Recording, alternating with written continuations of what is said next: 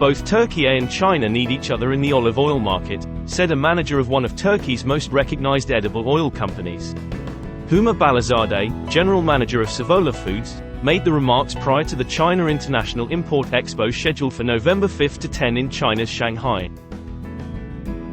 Turkey needs China for future growth, and China needs Turkey as a sustainable, trustable, reliable suppliers for olive oil. The image and the income of the China is totally different than 50 years ago or 20 years ago. Chinese consumers are very premium consumers. They know what they like, you know. And we, as the leader in olive oil in Turkey, we believe that it's our duty and it is our mission to play a strong role in to make these two countries closer in this trade.